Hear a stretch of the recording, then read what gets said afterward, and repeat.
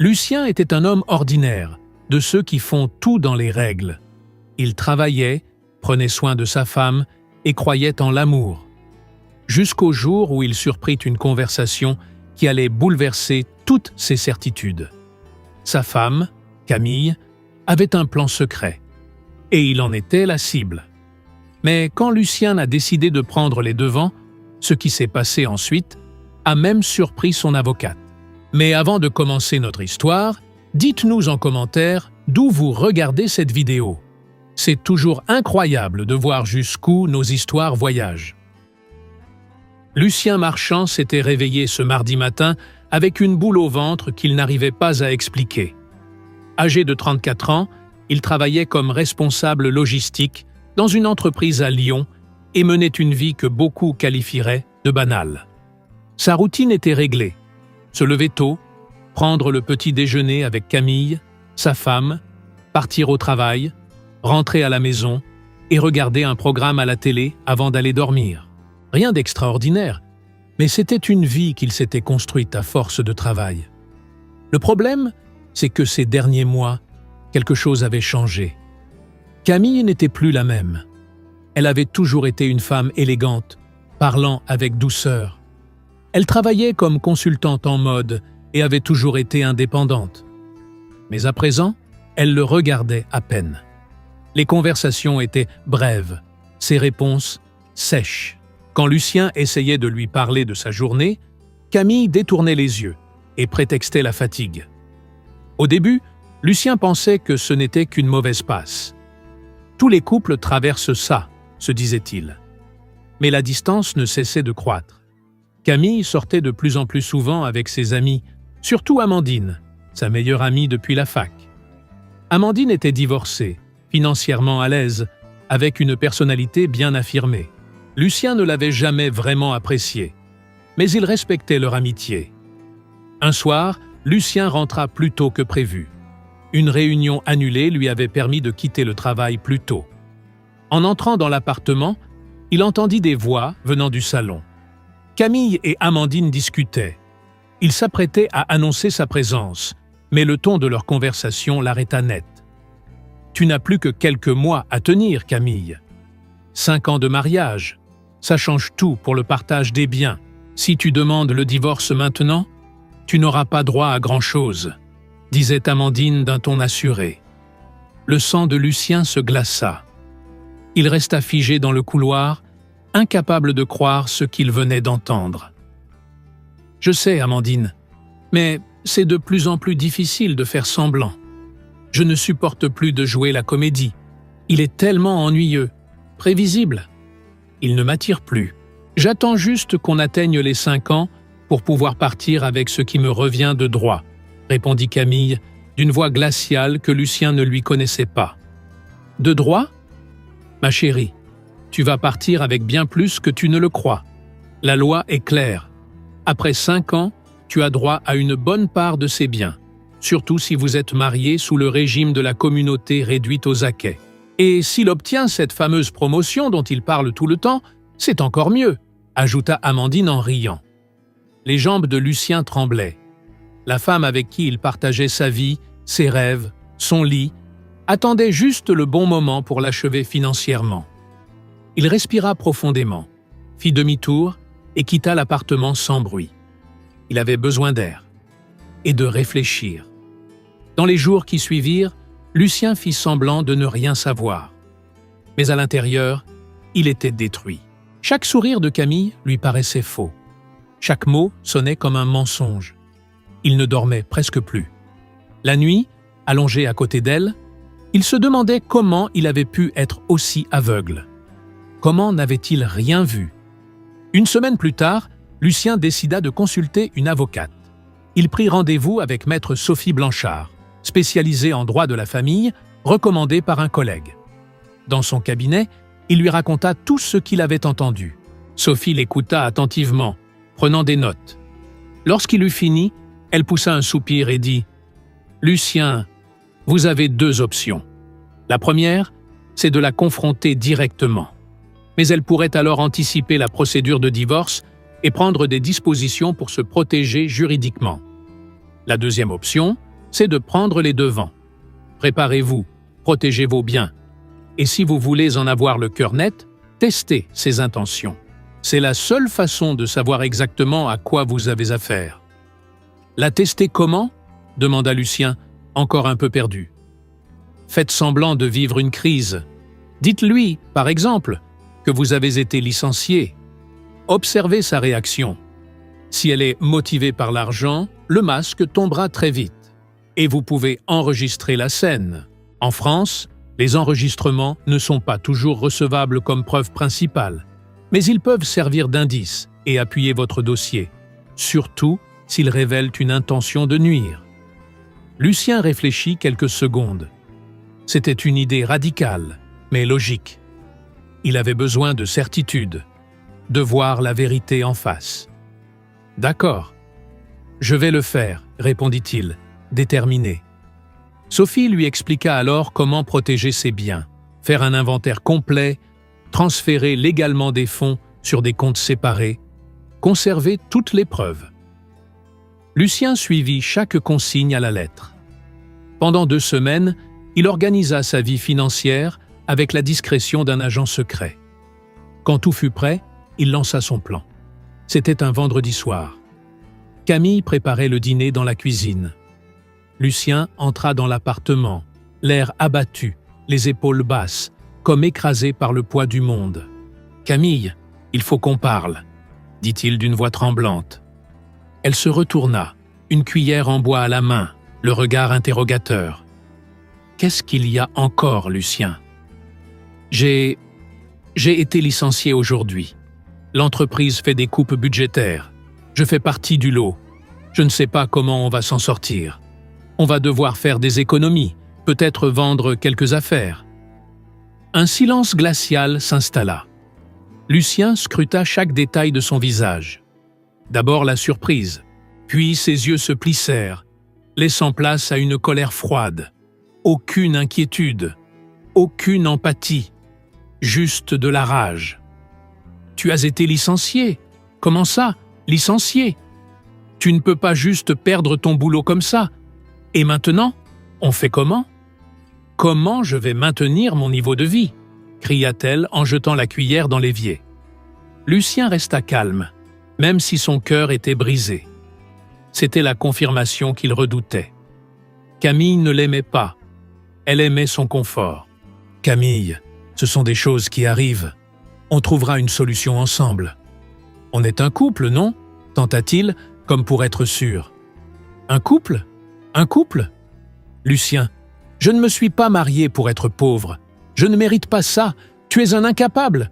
hurla-t-elle. Lucien sortit discrètement son téléphone de sa poche et lança l'enregistrement. La caméra captait chaque mot, chaque expression de son visage. Il avait besoin de cette preuve. La dispute dans la cuisine s'envenima rapidement. Camille était hors d'elle, criant des choses que Lucien n'aurait jamais imaginé entendre. « Tu sais combien de temps j'ai perdu dans ce mariage, Lucien ? Combien de temps j'ai passé à espérer que tu deviennes quelqu'un de vraiment digne ? Et maintenant tu viens me dire que tu as été licencié ? C'est une blague, j'espère » hurla-t-elle en frappant la table du plat de la main. Lucien resta calme, son téléphone toujours en train d'enregistrer discrètement dans sa main. Il avait besoin qu'elle continue à parler. Chaque mot était une preuve supplémentaire de sa véritable nature. « Camille, je comprends que tu sois bouleversée, mais... » commença-t-il, avant d'être brutalement interrompu. « Bouleversée ? Je suis furieuse. Tu crois vraiment que je t'ai épousé par amour ? T'es vraiment aussi naïf que ça ?» lança-t-elle, puis s'arrêta net, comme si elle venait de réaliser qu'elle était allée trop loin. Mais c'était trop tard. Les mots avaient été dits.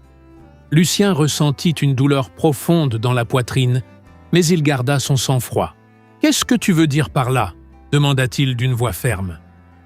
Camille lâcha un rire amer et croisa les bras. « Lucien, tu es un homme bien, travailleur, sérieux, tout ça. Mais soyons honnêtes, je t'ai épousé parce que tu étais stable, parce que tu pouvais m'offrir une vie confortable. Et maintenant, tu me dis que tu as perdu ton boulot ? Ça change tout. » En quoi ça change ? Insista Lucien. Ça veut dire que j'ai peut-être fait le mauvais choix, que j'aurais peut-être dû écouter Amandine dès le début et quitter ce mariage bien avant. Mais elle m'a convaincu d'attendre les 5 ans pour pouvoir récupérer plus dans le divorce. Et j'ai attendu. Mais maintenant que t'es au chômage, je me demande même si ça vaut encore le coup d'attendre, dit-elle, sans le moindre filtre. Lucien avait enfin ce dont il avait besoin. Il arrêta l'enregistrement et remit son téléphone dans sa poche. Un silence s'installa. Il la fixa un instant, la femme qu'il avait autrefois aimée. Puis il esquissa un sourire triste et dit « Tu sais, Camille, tu as raison. Tu aurais dû écouter Amandine. Parce que maintenant, c'est trop tard. » Camille fronça les sourcils, visiblement confuse. « De quoi tu parles ? » « Je n'ai pas été licenciée, Camille. J'ai toujours mon poste. En fait, je viens même d'avoir une promotion. Mais j'avais besoin de connaître la vérité sur toi. Et maintenant je sais. J'ai tout entendu, la conversation avec Amandine il y a des semaines.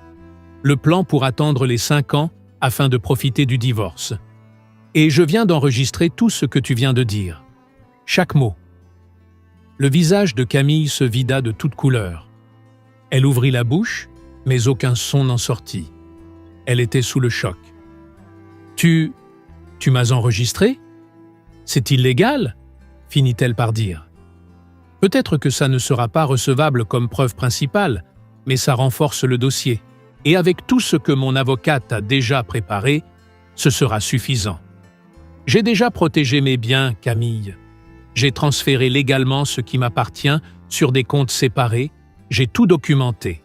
Tu n'auras rien de plus que ce que la loi t'accorde. Et crois-moi, après ce que je viens d'entendre, je vais faire en sorte que ce soit le strict minimum, déclara Lucien d'un ton ferme et glacial. Camille se mit à trembler. Elle tenta de s'approcher de lui, les larmes commençant à couler. « Lucien, attends. Je ne voulais pas dire ça. J'étais énervé, Non. Tu pensais exactement ce que tu as dit. Et je ne vais plus faire semblant. Demain matin, je déposerai la demande de divorce.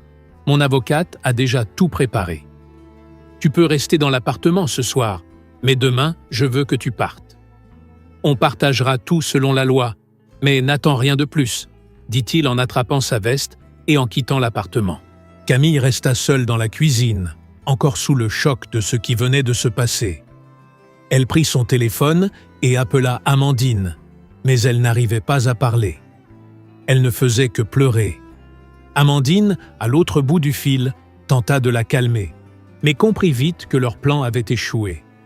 Dans les jours qui suivirent, la procédure de divorce fut lancée. Camille essaya de faire appel à un avocat pour renverser la situation, mais elle découvrit que Lucien avait pris toutes ses précautions. Tous les documents étaient en ordre. Il avait les preuves que les biens protégés étaient antérieurs au mariage ou acquis avec ses ressources personnelles. L'enregistrement, même s'il n'était pas décisif, appuyait clairement la thèse de la mauvaise foi.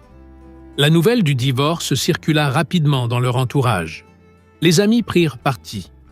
Certains soutinrent Lucien, d'autres essayèrent de rester neutres. Camille, autrefois très active socialement, sentit peu à peu le poids de l'isolement. Les regards changèrent. Amandine, réalisant que le plan avait complètement échoué, tenta de se détacher de l'affaire. Mais Lucien n'en avait pas fini. Grâce à son avocate, il découvrit qu'Amandine avait utilisé les mêmes méthodes lors de son propre divorce, manipulant la situation pour en tirer un bénéfice financier. Et plusieurs personnes étaient prêtes à témoigner contre elle. Maître Sophie Blanchard, l'avocate de Lucien, lui proposa de porter plainte contre Amandine pour incitation à la fraude et atteinte à la vie conjugale. Lucien y réfléchit longuement. D'un côté, il voulait que justice soit faite. De l'autre, il ne voulait pas devenir un homme amer et vindicatif. Le divorce fut finalisé en 3 mois. Camille reçut uniquement ce que la loi lui garantissait. La moitié des biens acquis pendant le mariage, ce qui n'était pas grand-chose. Lucien avait acheté l'appartement avant leur union, et la plupart de ses économies étaient sur des comptes séparés. Elle conserva la voiture qu'elle utilisait et quelques meubles. Rien de ce qu'elle espérait obtenir. Dans les dernières semaines de la procédure, Camille tenta de se réconcilier avec Lucien. Elle lui envoya des messages de pardon, affirma qu'elle avait été influencée par Amandine, qu'elle avait commis une terrible erreur. Mais Lucien ne répondit jamais. Il avait compris qu'il y a des trahisons dont on ne revient pas. 6 mois après le divorce, la vie de Lucien avait complètement changé. Il travaillait toujours dans la même entreprise, mais occupait désormais un poste de directeur grâce à la promotion qu'il avait obtenue. Le salaire était meilleur, les responsabilités aussi, mais ce qui comptait le plus, c'était qu'il avait retrouvé un sens à sa vie. Il ne vivait plus en pilote automatique, prisonnier d'une routine. Désormais, il avait des objectifs clairs et une nouvelle motivation. Lucien avait aussi commencé à prendre soin de lui. Il s'était inscrit à la salle de sport, avait perdu quelques kilos et se sentait en meilleure forme. Le week-end, il visitait des musées, partait en escapade dans de petites villes autour de Lyon et redécouvrait le plaisir d'être seul sans se sentir seul. Il était entouré d'amis fidèles et reconstruisait peu à peu sa vie émotionnelle. Camille, de son côté, vivait une réalité bien différente. L'appartement qu'elle avait réussi à louer était petit et situé dans un quartier moins chic. Son activité de consultante en mode ne rapportait plus autant qu'avant. Beaucoup de ses clients s'étaient éloignés après le divorce, surtout depuis que l'histoire de sa tentative de manipulation de Lucien avait circulé. Sa réputation était ternie. Elle avait tenté de se rapprocher d'Amandine pour trouver du soutien, mais découvrit que son amie traversait elle aussi une période difficile. Amandine faisait l'objet d'un procès intenté par l'un de ses ex-maris. Il avait découvert qu'elle avait dissimulé des avoirs durant leur divorce et réclamait réparation. L'affaire était sérieuse, impliquait une fraude et la dissimulation de patrimoine. Si Amandine perdait, elle risquait la faillite. Camille, en apprenant cela, ressentit un mélange de pitié et de colère.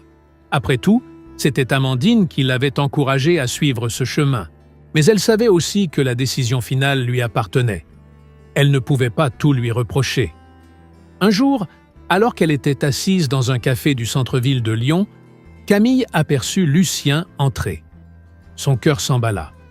Elle ne savait pas si elle devait aller le voir ou non.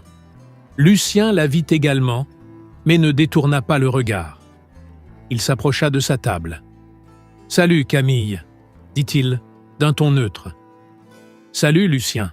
Comment tu vas » demanda-t-elle, essayant d'avoir l'air détendu, mais sa voix tremblait. « Je vais bien. Et toi » Camille hésita. Elle aurait pu mentir, prétendre que tout allait bien. Mais en croisant son regard, elle choisit d'être honnête. « Pas très bien, pour être franche.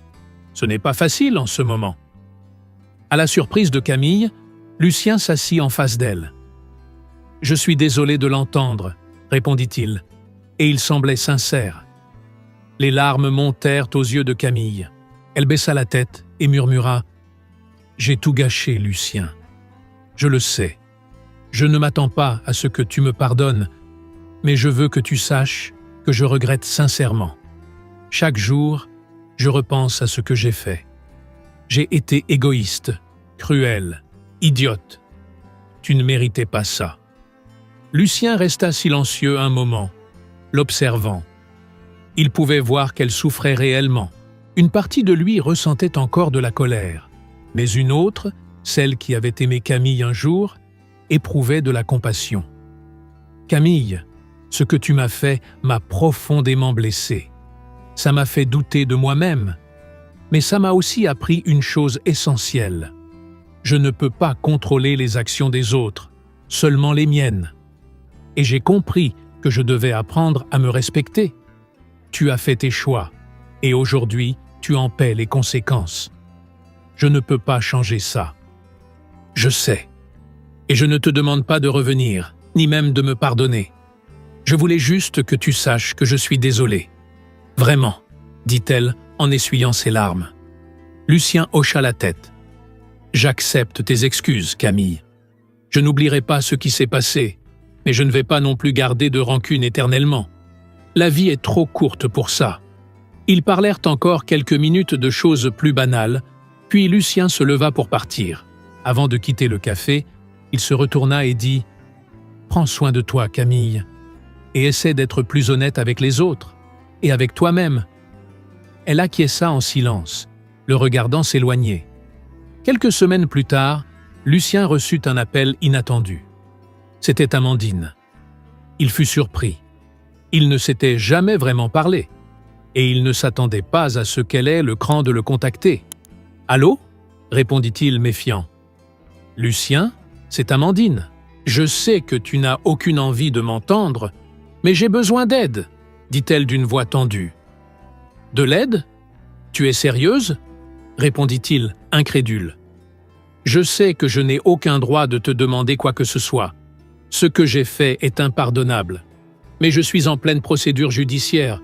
Je risque de tout perdre. J'ai entendu dire que tu avais des contacts dans le milieu juridique.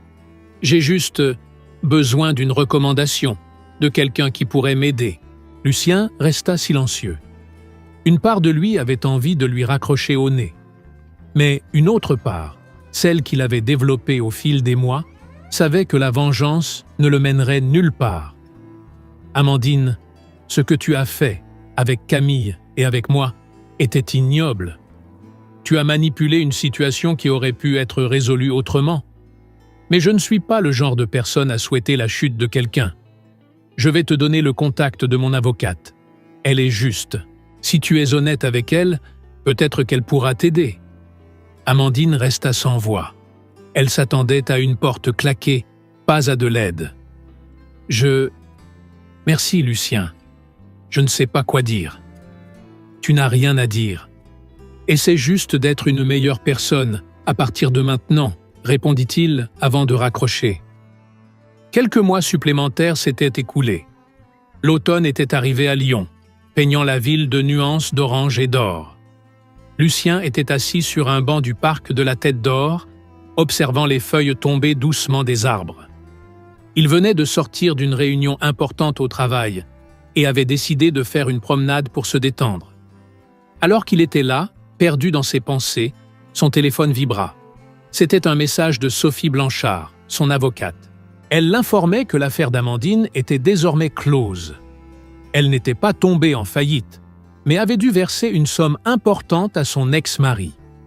Le message se terminait par « Elle m'a demandé de te remercier. Elle a dit que sans ta recommandation, elle n'aurait jamais pu obtenir un accord équitable. » Lucien sourit. Il n'avait pas agi dans l'attente de reconnaissance, mais savoir que sa décision avait eu un impact positif lui faisait du bien.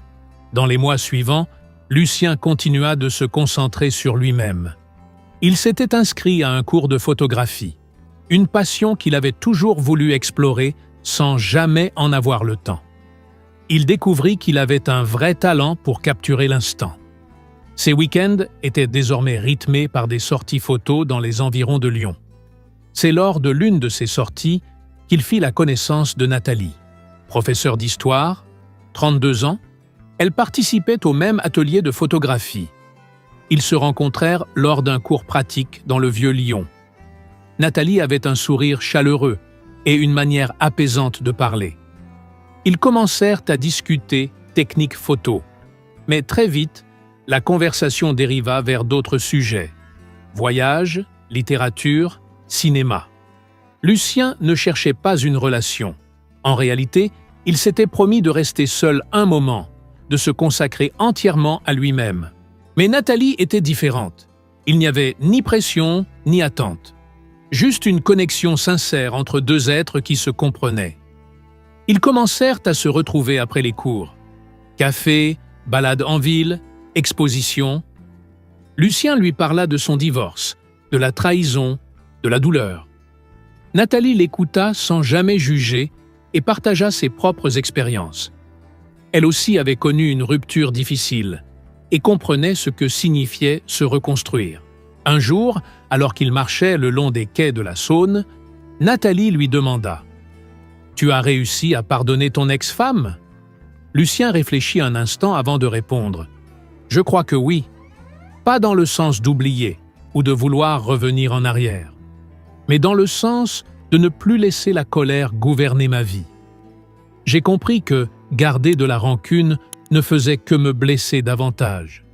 Elle a fait ses choix et en assume les conséquences. Moi, j'ai fait les miens, et je suis ici, en train d'essayer d'être heureux à nouveau. Nathalie sourit. C'est très mature de ta part. Beaucoup de gens n'y arrivent jamais. Ça a été un long chemin. Il y a eu des moments où je voulais me venger. Vraiment. Je voulais qu'elle souffre autant que moi. Mais j'ai compris que ça ne me donnerait aucune paix. La vraie victoire, ce n'est pas de détruire ceux qui t'ont blessé. C'est de ne pas les laisser détruire ce que tu es.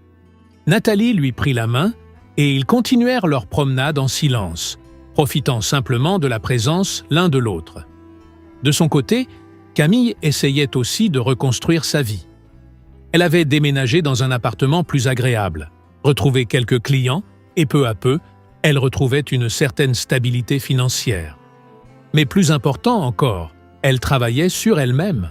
Elle avait commencé une thérapie et affrontait enfin les raisons profondes qui l'avaient menée à faire de si mauvais choix. Elle comprit qu'elle avait toujours entretenu une relation compliquée avec l'argent et la sécurité. Enfant, sa famille avait traversé des périodes financières difficiles, et cela l'avait profondément marquée. Elle s'était jurée de ne jamais revivre cela, quitte à tout sacrifier pour éviter l'insécurité. Avec l'aide de sa thérapeute, Camille comprit que la sécurité financière est importante, mais qu'elle ne peut pas être le fondement unique d'une vie. Elle devait apprendre à valoriser d'autres choses, l'honnêteté, les relations sincères, le respect de soi et des autres. Elle prit aussi ses distances avec Amandine. Elle réalisa que leur amitié était toxique, fondée sur des valeurs superficielles. Amandine, de son côté, avait également entamé des changements après avoir failli tout perdre. Elles se parlèrent une dernière fois et décidèrent chacune de suivre leur propre chemin. 1 an après le divorce, Camille visita une petite galerie d'art à Lyon. Il y avait une exposition de photographie et elle avait besoin de se changer les idées. En entrant, elle reconnut le nom de l'artiste, Lucien Marchand. Elle parcourut la galerie, regardant chaque cliché avec attention. Les photos étaient magnifiques, pleines d'émotion et de vie. C'était un Lucien qu'elle ne connaissait pas, ou peut-être un Lucien qu'elle n'avait jamais pris le temps de voir. À la fin de l'exposition, elle l'aperçut. Lucien parlait avec une femme brune. Ils riaient ensemble, complices. Camille ressentit une pointe de tristesse, mais pas de jalousie. C'était une tristesse douce, celle des occasions perdues. Elle pensa à aller lui parler, mais se ravisa. Ce n'était ni le lieu, ni le moment. À la place, elle écrivit un petit mot qu'elle laissa à l'accueil de la galerie pour qu'il lui soit remis. Sur le billet, elle avait écrit « Lucien, tes photos sont magnifiques. Tu as toujours eu du talent. Je n'ai juste jamais su le voir. Pardonne-moi pour tout. Je te souhaite beaucoup de bonheur. » Camille? Quand Lucien lut le mot plus tard dans la soirée, il sourit. Il glissa le papier dans sa poche et retourna auprès de Nathalie. « Tout va bien ?» demanda-t-elle. « Oui, mieux que bien, en réalité. » Lucien avait compris que la vie est faite de choix. Certains choisissent la facilité. D'autres choisissent ce qui est juste. Il avait choisi de ne pas devenir un homme amer. Il avait choisi de pardonner. Non pas pour les autres, mais pour lui-même. Et désormais, il choisissait d'être heureux. Pardonner ne veut pas dire oublier. Cela signifie poser le fardeau qu'on porte depuis trop longtemps. Cela signifie s'offrir une chance de recommencer. Et en regardant Nathalie, qui le contemplait avec tendresse, il sut qu'il avait pris la bonne décision. La véritable victoire ne résidait pas dans le fait de détruire Camille ou Amandine. Elle était dans le fait de ne pas les laisser détruire ce qu'il était. Elle était dans sa capacité à sortir grandi de cette épreuve, plus fort, plus sage, plus humain, et surtout dans le courage d'aimer à nouveau, de faire confiance à nouveau, de vivre à nouveau. Parce qu'au fond, la vie continue. Et chacun a le pouvoir de choisir comment il souhaite la vivre. Et vous? Avez-vous vécu quelque chose de similaire? Pensez-vous que le pardon est un nouveau départ ou une faiblesse? Racontez-nous dans les commentaires, on aimerait vraiment connaître votre avis. N'oubliez pas de liker la vidéo, de vous abonner à la chaîne et de la partager avec quelqu'un qui a besoin d'entendre cette histoire aujourd'hui.